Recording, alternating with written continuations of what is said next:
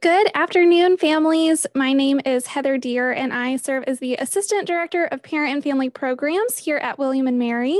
Thank you so much for joining us for our second Family Friday. Today, we are focused on student accessibility services. If you weren't able to join us for our first Family Friday, please remember that Q&A feature in Zoom will be how we ask questions. Also, please feel free to take a moment and introduce yourself in the chat. Let us know who you are, where you're joining us from, and maybe what you're most excited for or your student is most excited for about coming to William and Mary. But please do go ahead and ask those questions in the Q&A. You can ask those questions throughout our short presentation, and we will get to those once we wrap up that presentation. So without further ado, I am going to go ahead and turn it over to my colleagues in Student Accessibility Services. Thank you so much for joining us. And so thank you, Courtney and Tiffany. Hi, everyone. Thank you so much for taking the time to meet with us today. I wanted to introduce our staff. I'm Tiffany Christian. I'm the Director of Student Accessibility Services. Courtney McMasters is here with me today. She's our coordinator. And we also have Colleen Burke, whom some of you may have had interactions with. Colleen is our admin coordinator, and we actually share Colleen with academic enrichment as well. So the goal of Student Accessibility Services is to create a barrier-free environment for students with diagnosed conditions by considering reasonable accommodations upon request of the individual and on a flexible basis. Hi everyone, it's nice for you all to be here today. So our why in SAS is pretty simple. We strive to foster student independence, encourage self-determination. We emphasize empowerment and accommodation over limitation, and we strive to create a comprehensive, accessible environment to ensure individuals are viewed on the basis of their contribution, not their deficit. So a little bit about our office. We serve over 800 students a year. We provide about 3,000 accommodations each semester. And we have about 530 different type of accommodations that will work with our students to determine which ones are appropriate. We have a couple of different types of accommodations, so we'll break it down each one and I'll kind of give a little bit of overview. Our first is academic, so this is kind of course specific. Our testing accommodations are the most popular accommodation that we have. Watson Testing Center is our testing center that we currently have in Campus Center, so this is a popular space for students to test that have things like extended time or quiet private testing environment, things like that. We also have housing accommodations, which is kind of the bulk of what we've been doing lately. So we'll have accommodations like providing a window air conditioning unit or specific room accommodations. We also have transportation accommodations. A couple examples of those would be limited mobility shuttle service. So this is for our folks who need a little bit of assistance getting around campus. We do have a golf cart that serves some of our students that gets them to their classes, their dining hall, that type of thing. We also have parking and car-related transportation accommodations. So students that need to have their car on campus, we can provide accommodations around that. And then the last thing would be temporary accommodations. So this is for students who might have, experienced a concussion or a physical injury that's pretty temporary that they may need notifications that go out to their professors or something pretty temporary. So I want to take a moment just to describe some differences between laws that govern K through 12 accommodations and those that apply to us here at William and Mary in higher education. So both of these situations, K through 12 is led by the Individuals with Disabilities Education Act. That's a law along with Section 504 that applies to K through 12. This law focuses on student success and is led by parents and schools in determining the accommodations appropriate for the students, as well as the evaluation and determination of diagnoses that might be impacting the students. In higher education, we actually transitioned to the American with Disabilities Act. And so the key differences here are that the ADA is actually focused on student access. So where IDEA was focused on student success, we're really looking at and determining what are the barriers that a student faces that an different student here at William & Mary wouldn't face. I use the example with students when I meet with them that some classes are just inherently challenging by nature. Our job is to remove barriers for a student that's registered with SAS so that it is as challenging for them as it is for another student in the course. The second biggest difference is that ADA requires that the student is the person who is leading the accommodation process. So again, in IDEA, it was led by parents and by the schools. A lot of times you'll hear us refer to parents when we're working with them, and we'll say, you know, your student will need to do the following steps. Sometimes I acknowledge it's challenging because we're transitioning from an environment where parents were very involved in the accommodation process. And so I just ask you to remember this as we're working with a different law, that requests made by parents, you know, we will listen to those requests and we will circle back with the student and sort of encourage the student as to what the next steps are that the student would need to take in order to take the next step in our accommodation process. So we always like to share this visual whenever we make presentations to kind of go through the difference between equality versus equity. So in the first image, it's assumed that everyone will benefit from the same supports. They're being treated equally. But as we can see, the shorter student is not able to watch the baseball game because of the fence that's provided there. In the second image, individuals are given different supports to make it possible for them to have equal access to the game. So as we can see, the shorter student is now able to watch the baseball game. So we kind of look at this as a student with accommodations who's now able to, you know, provide at the same level that everyone else is. In the third image, all three can see the game without any supports or accommodations because the cause of the inequity was addressed. So the systemic barrier has been removed. In our field, we call this universal design for learning, and this is kind of what we strive for. And a lot of different classes and professors are working towards making their classes more UDL appropriate. So this is kind of what we aim for in SAS. So just very quickly about our accommodation process, what steps need to occur for our office to determine what accommodations might be appropriate for the student. The first one is a self-registration process. This is where we will have a student self-report where they'll talk to us a little bit about what their diagnoses are and how those diagnoses might impact them both academically and in a living social environment as well. Students are required to provide documentation depending on the type of diagnoses that we're dealing with. This can either be provided through a formal testing or through our provider form, which is located online. And then the last step of the process for the student is our interactive meeting with a member of our SAS staff. During this meeting, it's a collaborative process where we'll ask some general questions to all of our students. And depending on how the student answers those questions and what their diagnoses are, that will lead us to ask sort of different questions. What we're really trying to do here is to determine what the barriers are and what the appropriate accommodation is to address that barrier. I like to use the analogy that sometimes accommodations that we can provide are just sort of like a Band-Aid approach, right? It addresses the issue after the barrier has already taken place. Courtney and I really strive to understand with the student and with their documentation, what is actually causing sort of the cut in this situation so that we can remove that, whatever it was that was providing the cut so that we don't have to put the Band-Aid approach on at the end. This is very different than some of the accommodations that might have been applied in the K through 12 setting. So when we're asking those questions, you know, we ask that our students continue to work with us and sort of put up with these questions that we're trying to really understand how they're impacted so that we can understand which is the best accommodation that might be appropriate for them in that setting. And then lastly, if a student is determined to reach the threshold of being granted an ADA accommodation, we will send out a formal accommodation letter to that student.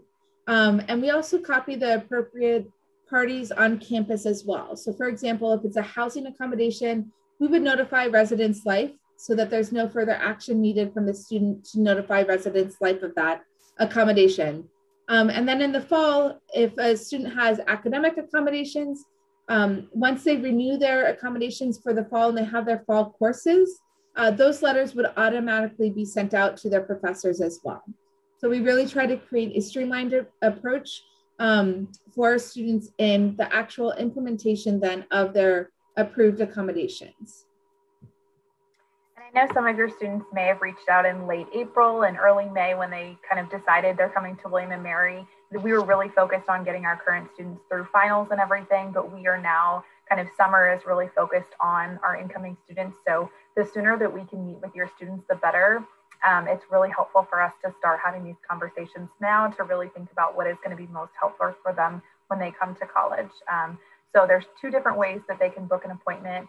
There's the direct link to our 10 to 8 link, which is directly going to get the most soonest appointment. And then we also have our phone number that you can call and chat with Colleen to book an appointment.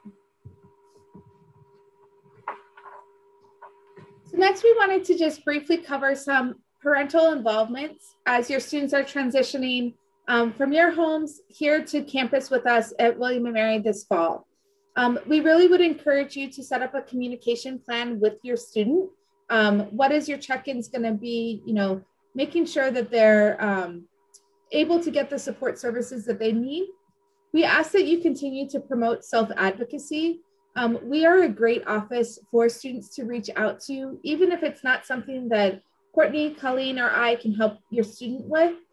We can often help direct them to the right office and or the right individuals that can help them with whatever it is that they're looking for. And then we also have a care report system that I'm sure Heather will be covering at some point later this summer. But this is an option for parents when they're concerned about their children to sort of signal a warning to various members of the Dean of Students office for us to sort of provide outreach to their students.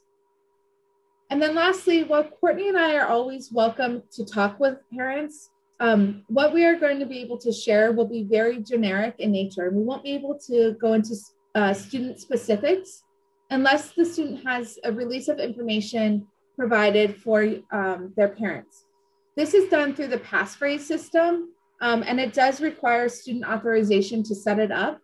When the student provides the passphrase and allows a parent to have access to this information, you'll get a generic email that will have this random word on it, so that when you call into our office, we'll be able to check that word to make sure that we have release and permission from your student to talk about more specifics as opposed to holistic overview of our program.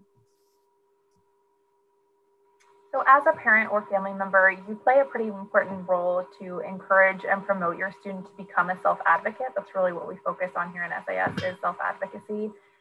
So how can you help your student with this process? So preparing for difficulties, knowing that there are going to be some challenges in whatever capacity that they are in college. Identifying their needs, so really thinking about what students' needs are, again, before that they fill out self-registration and are meeting with them, we're going to be asking specifically what their needs are and what specifically they kind of struggle with. Communication is key. So with us, with professors, communication is going to get them a long way in college. So really helping them with learning how to communicate. Being resourceful, knowing what resources are on campus and reaching out and to try and gain more information about those resources. Learning how to problem solve is always helpful, and building natural supports and really hanging on to those people that they know are going to be able to support them. So at that point, we just want to say thank you so much. And I believe we will open this up to the Q&A section. Indeed, we will. Thank you, Tiffany and Courtney, for that presentation and giving us a primer about who you are and what you do and how you support students. I see a couple questions in the Q&A. If you were thinking of some questions or not sure even where to begin, now is the time to ask those questions using the Q&A feature here in Zoom. You should see that labeled at the bottom bottom of your screen Q&A, and we will get to as many as we have time for while Tiffany and Courtney are on our Family Friday session with us. So want to get started with the first question that Courtney, I think you kind of addressed, but I want to circle back and just make sure we covered our bases. So earlier this semester, one of our incoming students reached out to make an appointment with SAS to go ahead and start talking about accommodations, but then wasn't able to do the interview because she didn't really have her class schedule yet or something along those lines. But is now a good time for students to go ahead and make those appointments for academic or housing related accommodations? Absolutely. It is a great time to do that. Perfect. Thank you. Next question is, my student's testing will be 5 years old at the end of her freshman year. Will she need to be retested, or will you continue to use the old testing for accommodations? So once we have had our initial meetings with our students, they will receive accommodations from our office. For the most part, those accommodations will be carried forward with them from semester to semester, year by year. There'll be times where we'll need to connect again with the student because our studies have changed, and that would require different types of accommodations. And then there are times where when we're reviewing documentation where we'll say, okay, it would be really helpful to have some more information. We will be working with your students then if we think that that's the case. Our 5-year window is pretty standard across the nation. And that's mostly just because the challenges that a student faces in high school for specific learning differences and diagnoses, those are going to be very different than a student who might have had that formal testing done as, a higher elementary student or even a middle school student. So without, having been able to have conversation directly with the student, I can't say for certainty, but I would say for the most part, as long as it's recent and the testing has occurred when they're in high school, we generally find that information is really helpful for us in determining the appropriate accommodations for their duration in college. Thank you. This next question, I will go ahead and answer this one. Is passphrase for all students or only for students who have academic accommodations? And the answer is it is for all students. And so when you are calling William & Mary seeking information about academics, financials, honor conduct, accommodations, things of that nature, if you want specific information related to your student, you will be asked for a passphrase. And so I went ahead and put the link to learn more about passphrase in the chat here. And you can also learn about how your student will deploy you a passphrase. It is your student's responsibility to give you that permission and access to view that information. And they will do that through their personal information questionnaire. But you can learn more about that by searching passphrase on the William & Mary website. But that's a great question for sure. What would be an example of an accommodation for an underclassman having a car on campus? Typically for our, we call them restricted parking for medical reasons accommodation. This is typically going to be for a student who has physical therapy, doctor's appointments, things like that in the area that is pretty frequent, so that they're not able to kind of schedule those around breaks or going home, things like that, for students who are going to need to be doing regular appointments that are in the area and would have no other way to get there besides their car. Fabulous.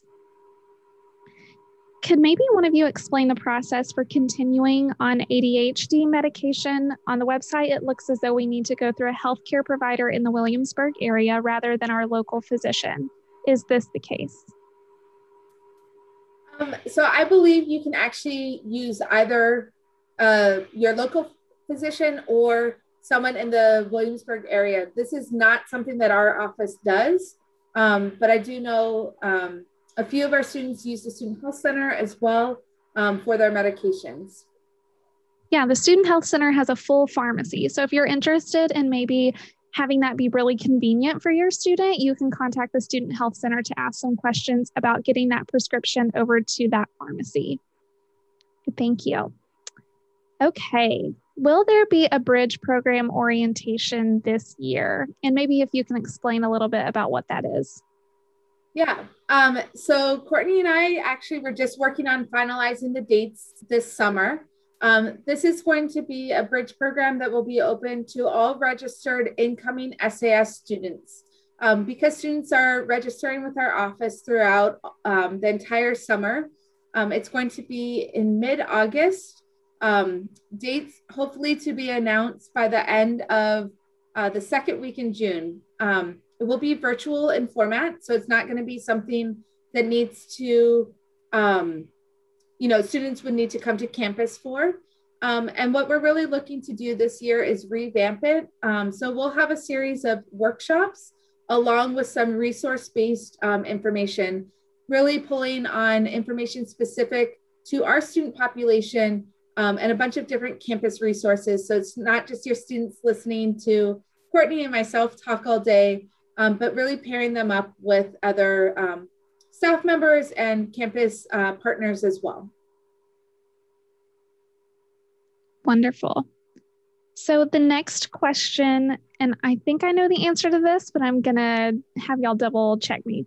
Can the Student Health Center provide allergy shots? To my knowledge, they do offer allergy injections. However, I'm going to refer to the experts and see if they are aware.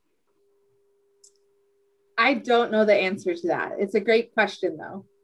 Yeah, I think in general that the Student Health Center can do allergy injections, as well as general physical exams, general wellness type appointments. It would be a really great idea to contact the Student Health Center and to have your student call and verify that they can have their allergy injections done at the Student Health Center. I do believe that's something that can be done, though. And so a quick phone call over to the Student Health Center once we get through our Memorial Day holiday would be a really great idea to get those set up and make sure that everything is in order there. So at this time, I see no further open questions. So I'm going to give everyone just a couple seconds to think if they have any questions for student accessibility services regarding academic accommodations, housing accommodations, transportation accommodations, and the support services they provide. One thing I do want to ask, can you remind us what the timeline is for requesting housing accommodations and academic accommodations if they're new students? Yeah, so housing accommodations, all students need to request or submit their housing application by May 31st. Please make sure that your student has done this. I know some students, want to wait until they hear from our office if they have been approved for an accommodation or not, but they need to go ahead and submit their housing application by May 31st.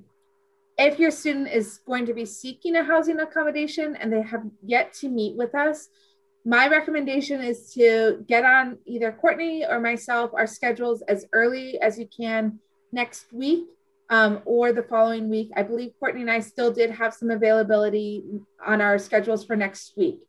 So please get those appointments.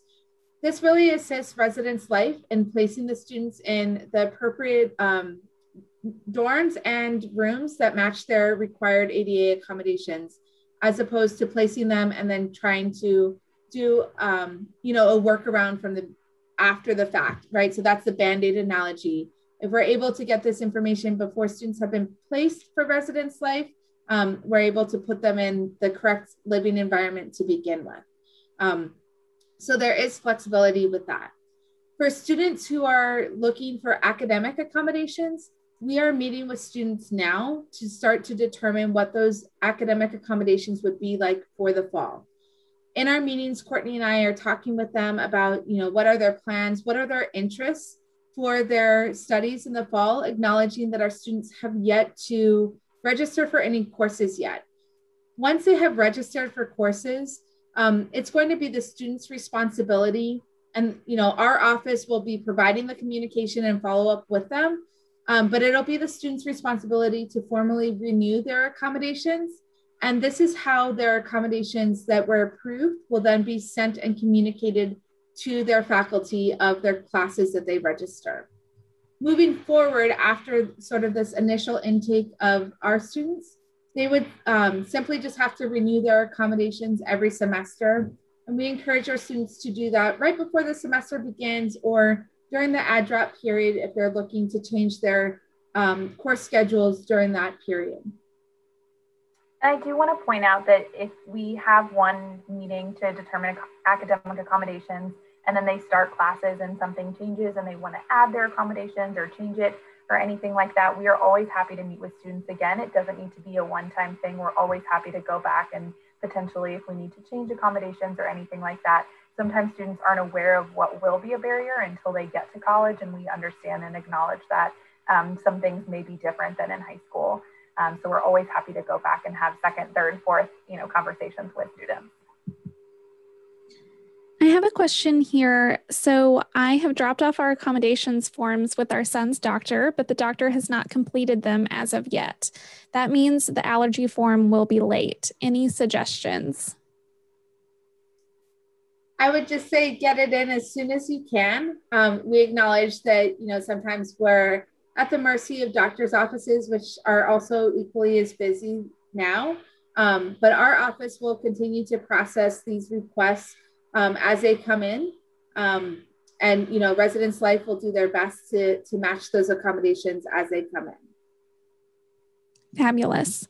So my son has allergies and his physician recommends he live in an air-conditioned residence hall. The doctor filled out the housing form and it's already been sent to the William & Mary portal. Does my son need an appointment in addition to the form? Yes, that would be fantastic. It's really helpful, even though it may seem like a small accommodation. It's really helpful to just have a conversation with your son to figure out if there are any other things that we can help support. We can figure out what accommodation we feel like is going to be most helpful for him for the housing.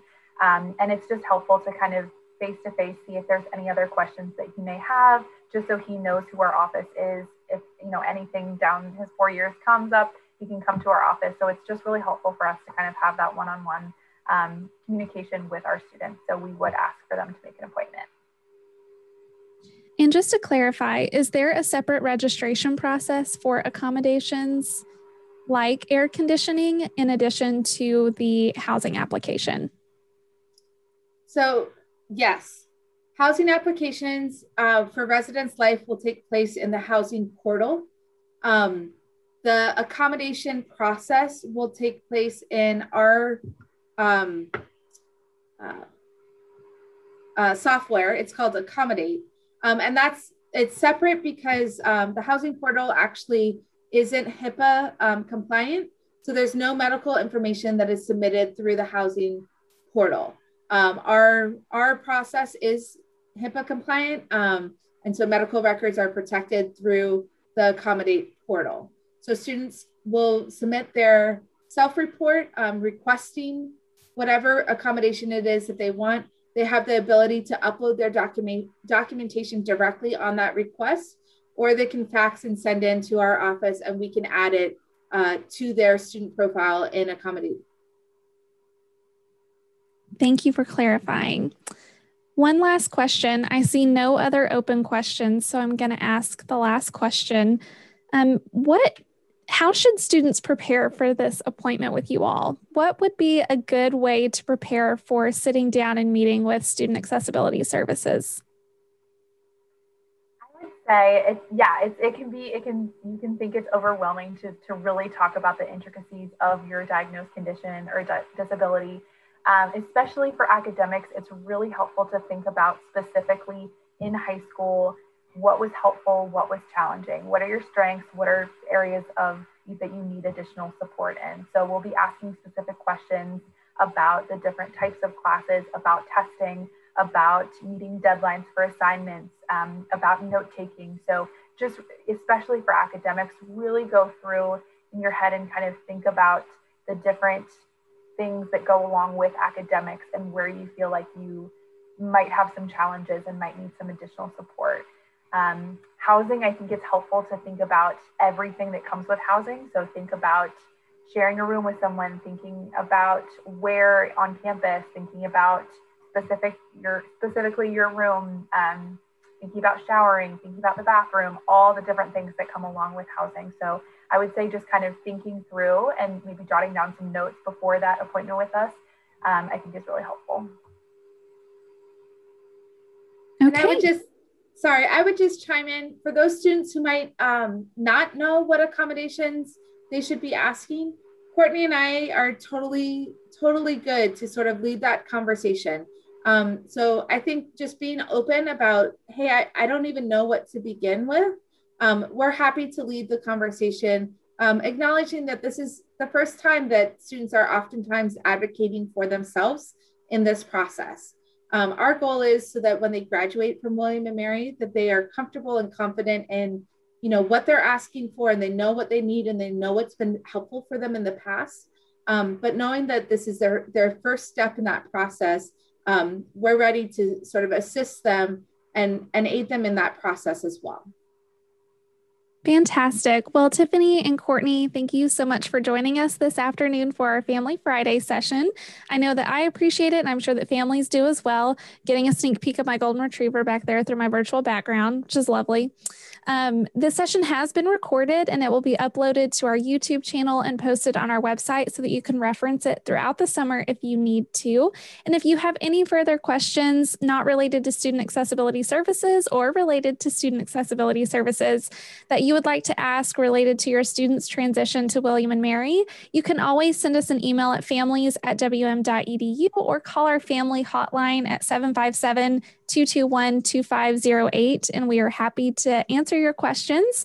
I hope that everyone has a fabulous evening and a great, great weekend. The weather is lovely here in Virginia. And so with that, I'm going to close this out this evening. Goodbye, everyone.